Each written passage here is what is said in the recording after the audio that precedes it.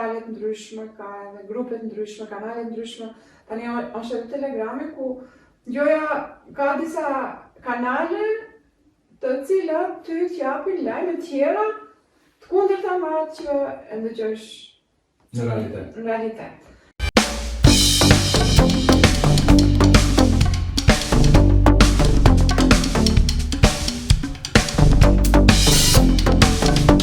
Përshëndetje të dashur dhe mirë se erdhët në podcastin e I Am Power. Jam shumë e lumtur që më në fund u bën situatat rrethana që ne ta fillojmë këtë podcast dhe të ju sjellim çdo javë lajmet mrekullueshme se si ju të jetoni të lumtur, të keni mendime pozitive për jetën, të jeni të motivuar, të jeni të inspiruar dhe të na ndiqni në YouTube edhe në Spotify. Duke kërkuar pra podcastin I Am Power. Sot jam këtu me dashurinë time, me bashkëshortin tim, Avni Thaçin, dhe do të diskutojmë për gjëra të bukura sigurisht. Avni si je? Unë jam mrekullueshëm. Si kalove sot? Sot ka qenë një ditë e mrekullueshme.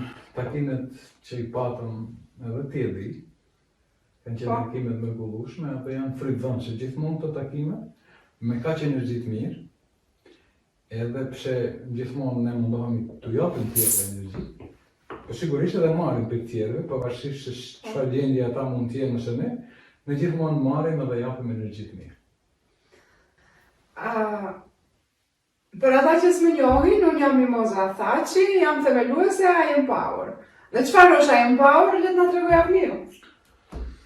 I Am Power .al është një platformë në të cilën ju do të mund të mësoni përmes web faqes, ku ju do të gjeni materiale të shumta brenda për gjithçka që do t'ju nevojitet në jetën e juaj, si ato për ngritjen personale, për biznesin, për rehatim, për shërimin e vetes tuaj dhe gjithçka që ju keni menduar në jetën tuaj dhe ju mungon, ju do e gjeni atë. Është platformë e cila ka mbi 7230 anëtar dhe platforma jonë ka anëtar nga gjithë bota. Janë 21 shtete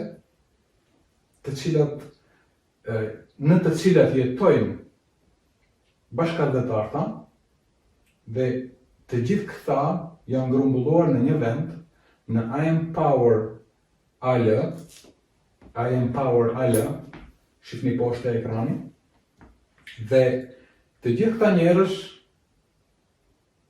janë të kategorive të ndryshme ose të bizneseve të ndryshme.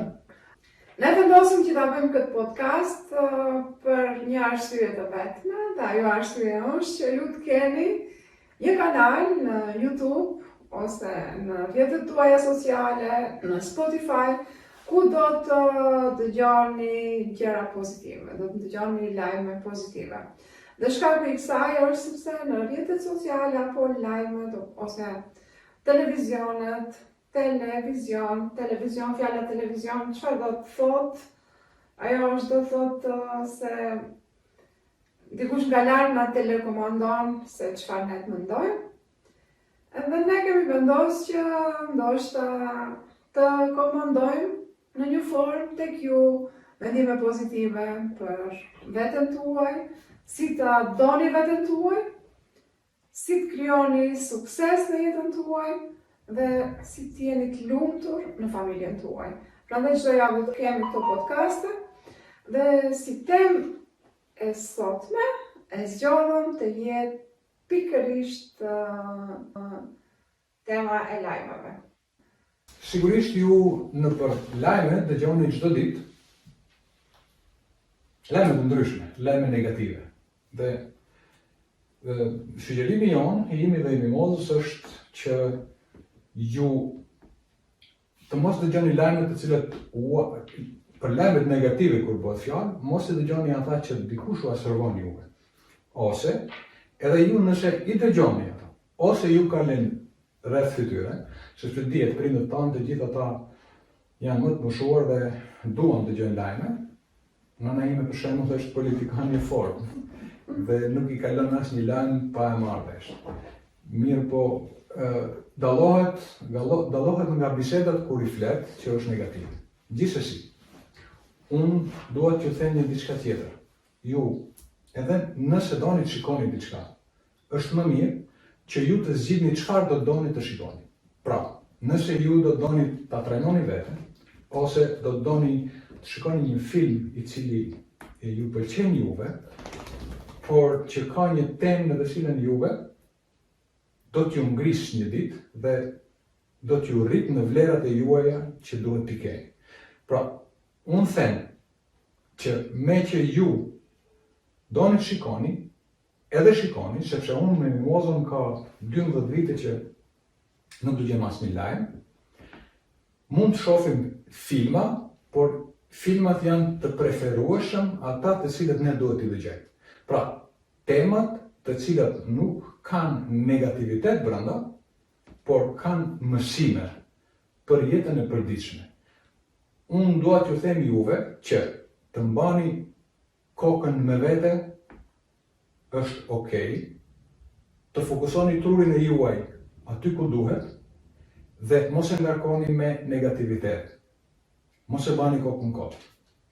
Unë këtu do të ndërhyja për shembull tek mësimet që neve i kemi marrë nga Kevin Trudeau, dhe i cili thotë se të gjithë lajmet janë vetëm opinionet e dikujt. Pse ta lejojmë në veten që opinioni dikujt tjetër bëhet realiteti jonë? Kur ne dim se çfarë krijojnë mendimet tona, çfarë krijojnë fjalët tona, ato e krijojnë jetën tonë. Dhe ne duhet të shpjegojmë më shumë këto fuqi të cilat i kanë njerëzit, fuqinë e trurit të tyre dhe si ta shfrytëzojnë trurin e tyre për të krijuar jetën që jetuan. Po është një fjalë amerikane që thotë ju bëheni ata që flisni. Ju bëheni ata të cilët nxirrni nga goja fjalët e juaja. Tani, për shembull, si ta bëjmë që ta kuptojmë se mendja jonë është shumë e fuqishme, edhe si ndikon kjo në energjinë tonë, në emocionet tonë, se si ne do të ndihemi, edhe për këtë është një shembull kur isha duke shkuar te dentist. Isha në makinë, duke pozitur për tek dentist. Isha shumë e lumtur. E kisha lëshuar muzikën e Elvis Presley, It's My Way. E kisha lëshuar... Është rruga ime. Po, është rruga ime dhe deri në fund zërin. Edhe thiri motra ime në telefon. Edhe mi dha 2 lajme negativa. Një lajm negativ lidhur me fabrikën e ujit, dhe i dyti lajm akoma më negativ lidhur me smundjen e babit. Do të thotë nga lumturia e madhe, unë kalova në një energji shumë negative. Okay. Dhe në këtë formë ne mund ta kuptojmë se sa fuqi ka një mendim, ose një lajm, qoftë ai i mirë ose qoftë ai i keq. Dhe çfarë i bën pastaj vetes sonë ajo. Kjo është një rast shumë i veçantë të gjithë njerëzit. Të gjithë njerëzit ka reagime të tilla. Domethënë, pas një telefonate të dikujt, sikur ti pak më herët ke qenë e lumtur shumë, dhe në një moment merr dikush në telefon dhe t'jep një lajm të keq. Atëherë, si mund ne të mbrohemi ose së pakut ta kemi në kontroll veten tonë dhe të kemi në kontroll ndjenjat e tona, sepse ne e dim se kur flasim bëhemi. atë që flasëm ne bëhemi. Si mund ne të mbrohemi pe këtyre situatave, ose si mund të zbusësh këtë situatë? Cila është mënyra më e mirë?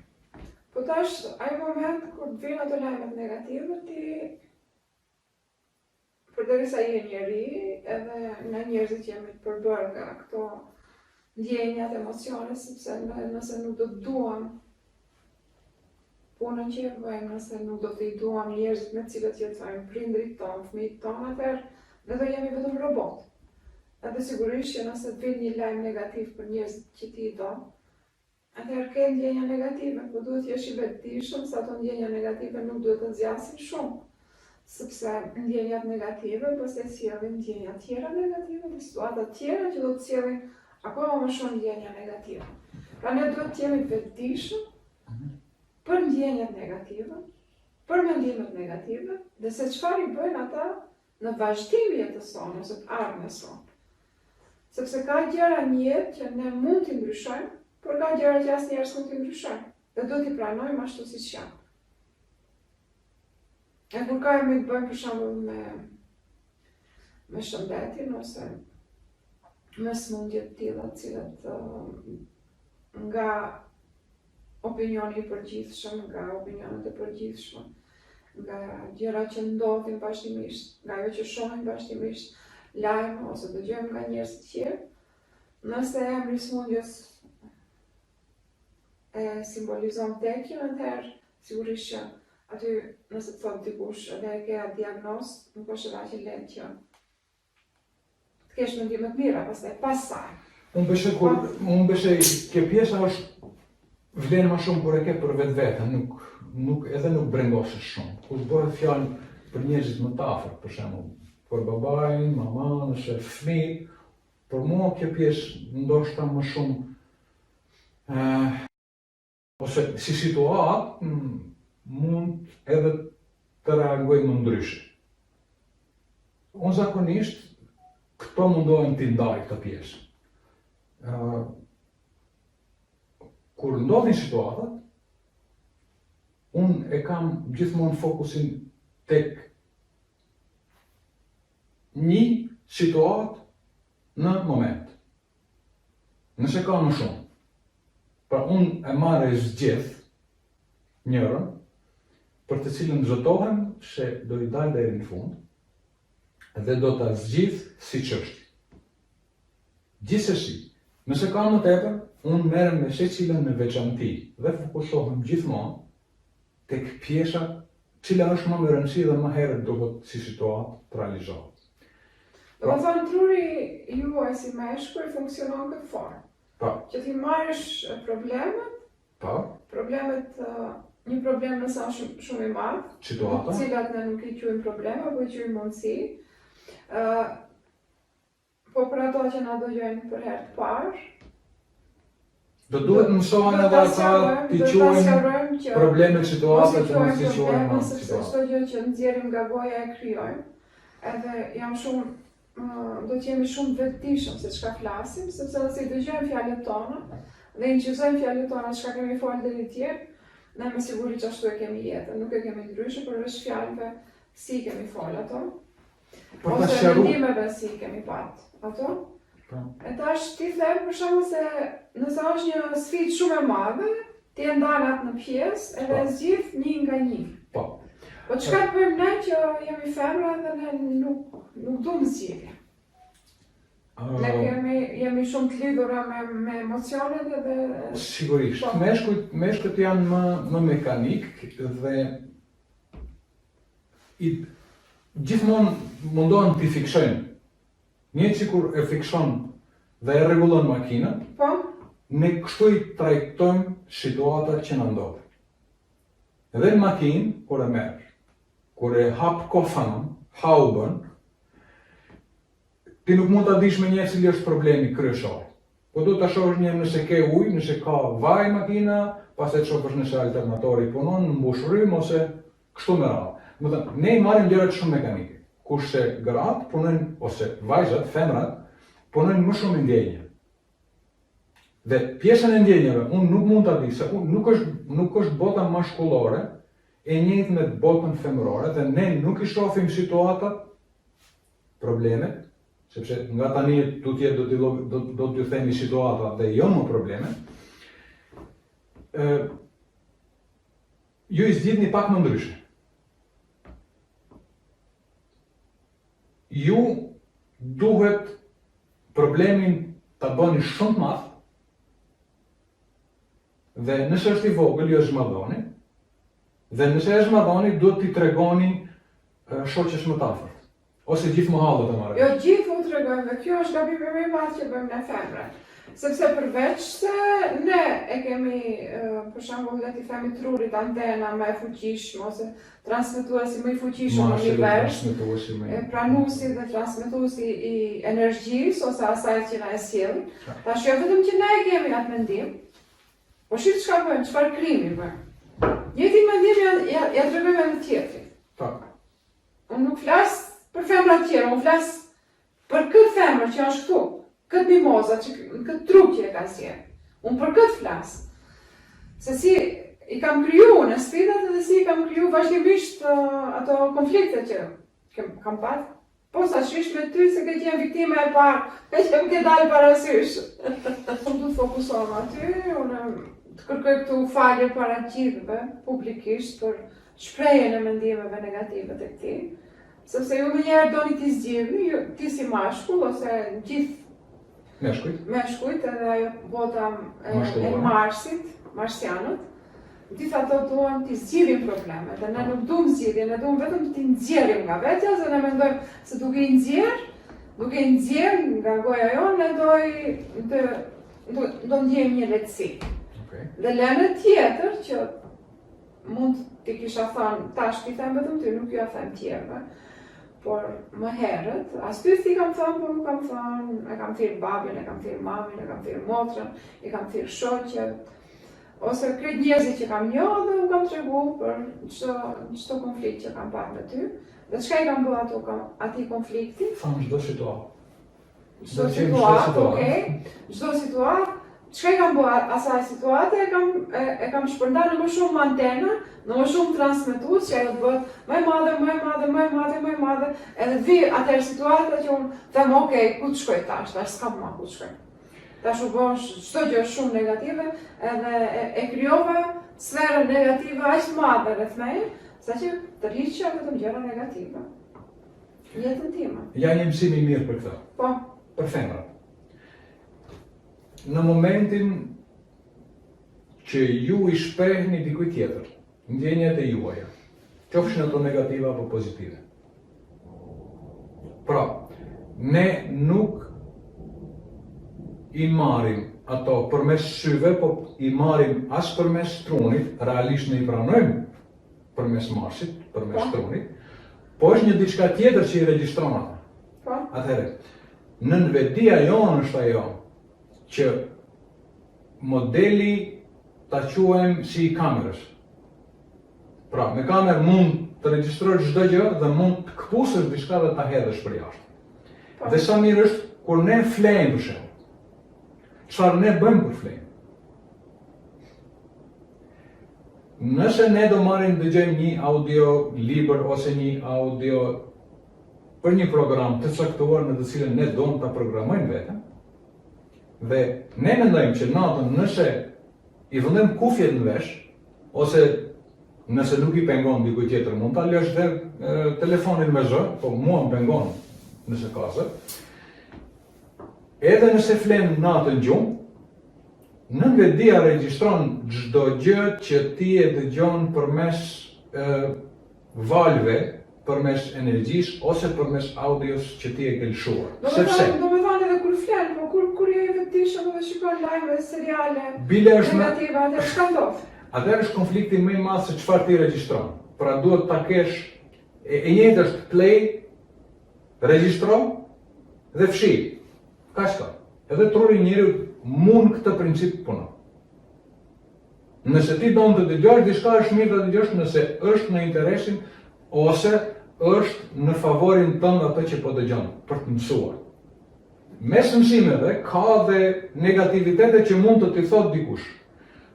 Por vigjilenca ose mënyra se si ne në I Am Power I dallojmë gjërat është ne fokusohemi në atë që duam ta dimë dhe ta mësojmë, e cila neve na bën mirë nëse do e mësojmë.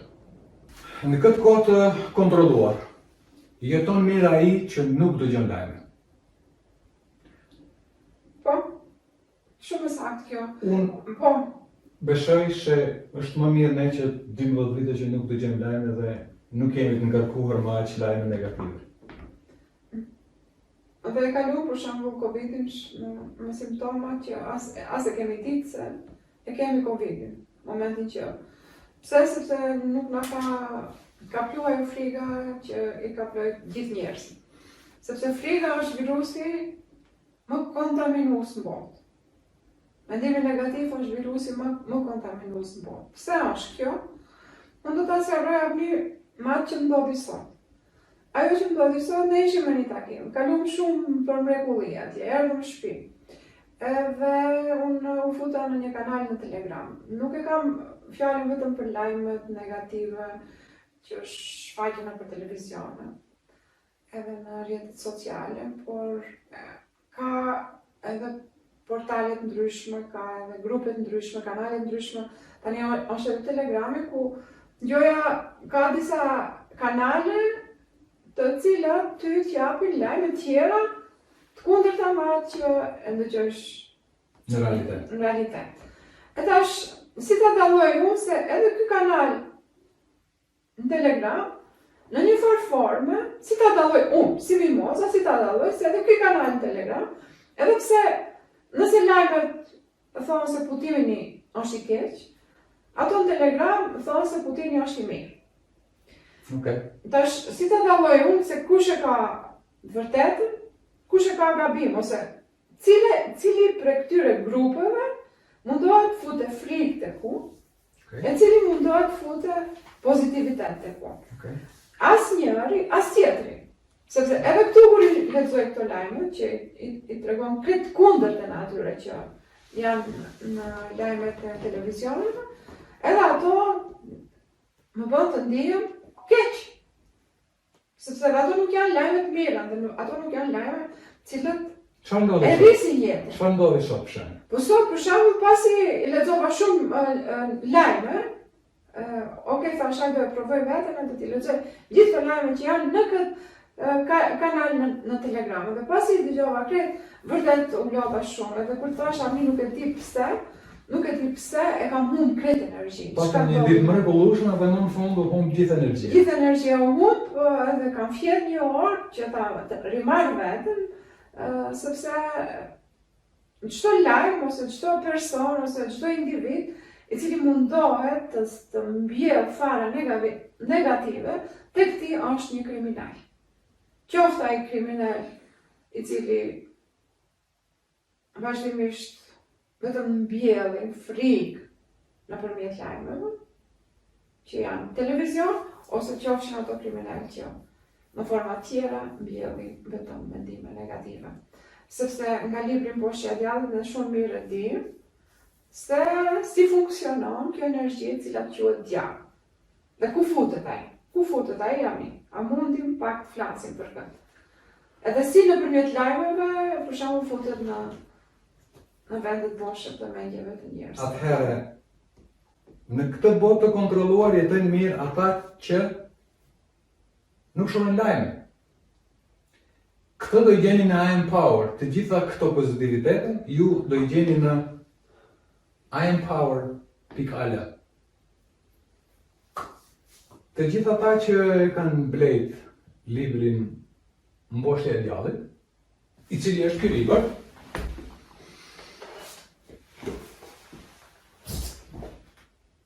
ju do të merrni informacionin më të mrekullueshëm që ka mundësi ta merrni në jetën tuaj.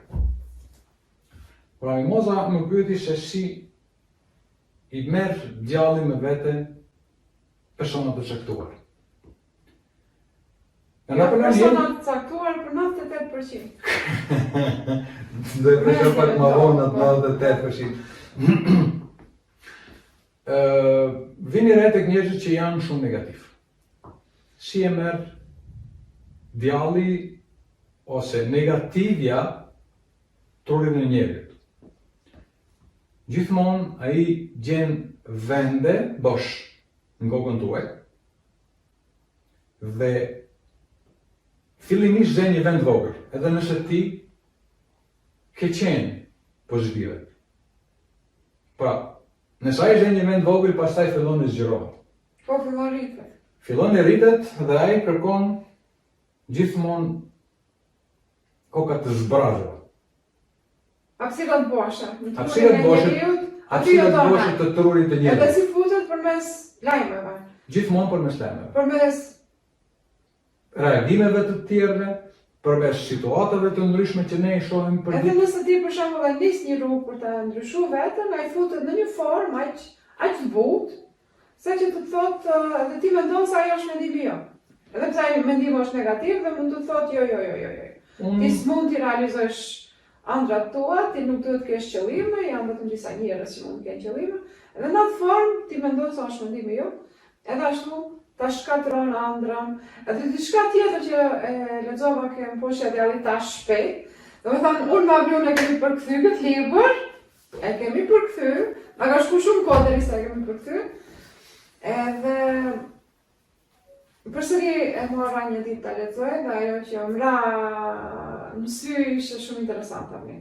Se thoshte, për shembull, jo vetëm që nëse e boton ti këtë libër, do shpëtoj shumë njerëz nga kthetat e mia. Por gjithashtu thoshte se unë kam aq shumë bashkëpunëtor dhe ato bashkëpunëtorët e mi, atyre që do ta lexojnë do t'ju thonë mos e lexoni këtë libër. Dhe jam habitur, më kam kur e kam lexuar atë pjesën. Dhe do të flasin shumë gjëra negative për këtë libër, që ti friksojnë njerëzit mos ta lexojnë librin. Librin më të mrekullueshëm që kam mund të lexoj është ky dhe unë do zgjedh një diçka, një pyetje dhe hap librin diku kudo që të hapet dhe ka pyetje për shembull. Dhe këtu thot pyetja: çfarë të mirë ka një notë shkollore nëse nxënësi apo studenti nuk e konverton atë në nevojë materiale dhe shpirtërore të jetës? Negativja thot: unë jam vetëm një djallë, jo zgjidhës i gjëgjëzave. Pra merrni materiale të cilat juve do t'ju mësojnë dhe do t'ju ngrisin në jetën tuaj. Kur ishim te lajmet, vini re një diçka, para se ju dëgjoni lajm. Do t'ua tregoj një sekret, të cilin ne e mësuam. Pra, kur ju uleni të dëgjoni lajme, ose lexoni një koment negativ, ose dëgjoni një informacion falso, ose një fake account, ose ku ta diun se çfarë në rrjetet sociale. Në momentin që vëzhgo veten para se të fillosh të dëgjosh lajmet, dhe kur të dëgjosh lajmet, mund të marrësh një laps dhe të vendosh via. Sa fjalë negative do ketë për gjysmë ore të cilën ti ke dëgjuar ato lajme, dhe pas mbarimit të lajmeve, merre dhe mat pulsin. Do shohësh para si e ke pas pulsin dhe mbas lajmeve si e ke pas pulsin. Dallimi do jetë shumë i madh. Vërtetojeni vetë. Unë besoj shtjellëm ca tema dhe do vazhdojmë shtjellim ende edhe më shumë. Dhe si përmbledhje e gjithë këtij podcasti që e bëm sot me Arniu, unë do doja të ju them të gjithë atyre që ndjekin që ti ndërmarrin këto hapa në ditët në vazhdim, sigurisht nëse ata duan të ndihen më mirë me veten e tyre, të kenë më shumë vetbesim në veten e tyre, që mos të kenë shumë frikë, ankth, stres. Le ta provojnë për ditët e ardhshme që t'i bëjnë unfollow të gjithë portalet e lajmeve, për mos ndezin televizorin që të dëgjojnë lajme negative, edhe të marrin ndonjë libër të lexojnë dhe të shohin se si energjia e tyre do të fokusohet drejt ëndrave të tyre, drejt qëllimeve të tyre, dhe drejt një jetë më të mirë në familjen e tyre dhe sigurisht më të suksesshme në biznesin e tyre. Dhe ajo që, për shembull, kur ne themi se ne nuk shiqojmë televizor, jo se nuk dëgjojmë lajme, po absolutisht nuk kemi asnjë program televiziv në shtëpinë tonë gati 12 vite. Është kjo arsyeja sepse ne nuk duam të programohemi nga dikush tjetër, ku ne duam të programohemi nga dikush tjetër, por zgjedhim nga kush duam të programohemi. Pra ne bëjmë dallimin. Dhe ne duam të programohemi me programime të mira në jetën tonë, në jetën pozitive që duam ta kemi. Pra gjithmonë ne kështu e programojmë veten tonë, apo jo Moza? Po edhe janë këto mësime që shpëtuan familjen tonë, shpëtuan jetën tonë, gjithashtu jetën tonë. Edhe prandaj ne vendosëm dalim edhe ti nxjerrim këto informacione që ti mësojnë ata që duan të mësojnë sigurisht. Ne erdhëm deri ka fundi dhe ju e di që të gjithë jeni optimista, por një diçka nuk e kuptoj. Pse duhet t'i lejoni vjedhësit e ëndrave në jetën tuaj dhe t'ju shkatrojnë ëndrën tuaj? Moza? Përnder, Avni do thotë mos le askën të vjedh ëndrën tënde, është një nga... Sepse vjedhin, edhe lajmet negative vjedhin ëndrat tona. Po çdo mendim negativ e vjedh ëndrën tonë. Sepse nuk vjedhet ëndra se në ta vëda idenë e biznesit. Nuk vjedhet në atë formë ëndra, sepse ndoshta edhe e keq kuptojnë. Ëndra vjedhet nga një mendim negativ i cili sa po futet në trurin tënë shkon në 300 miliard qeliza tjera dhe i kontaminon. Dhe s'duhet ta lejojmë që mendimi negativ të futet te ne, po t'i themi cancel, 3 herë, të hiqet aty për aty sa vjen. Dhe ta programojmë vetëm me libra pozitiv, me audio pozitive, me gjëra pozitive. Unë ju falenderoj që ndoqët këtë podcast dhe nëse ju pëlqeu, ju lutem bëni like, bëni subscribe kanalin tonë në YouTube, gjithashtu na ndiqni edhe në Spotify, ku gjithashtu na bëni follow, që të ju dalin pastaj njoftimet për podcastin e ardhshëm se kur do të jetë përsëri. Ne do flasim për shumë gjëra, do të trajtojmë çdo temë që do të kemi mundësi t'u japim juve, falas, dhe ju do të duhet vetëm të doni të mësoni, të mbani mend, të mbani edhe shënime nëse duhet, dhe të gjithë këto i keni falas. Ndërsa televizionet i paguajnë çdo muaj, i paguajnë që t'i programojmë negativisht, ndërsa këtë e keni falas, vetëm do të bëni like, edhe të komentoni nëse diçka ju pëlqen, nëse keni pyetje që në javën tjetër t'u japim përgjigje, me shumë kënaqësi do ta bënim. Ju duam shumë, shihemi suksese, plazhet më të bukura të botës, kjo botë është aq e bukur dhe ju duhet t'i realizoni ëndrat tuaja që t'i vizitoni gjithë vendet e botës. Sepse vish këtë botë dhe mos t'i vizitojsh vendet e bukura të botës, është si ta blesh mboshqen e djallit dhe ta lexosh vetëm kapitullin, edhe thush jo se më ka thënë dikush mos ta lexoj nëse kam frikë. Pikërisht nëse ke frikë, do ta lexosh këtë libër. Sepse bashkëpunëtori i djallit i ka thënë mos e lexo librin për ta mposhtë djallit. Mirupafshim.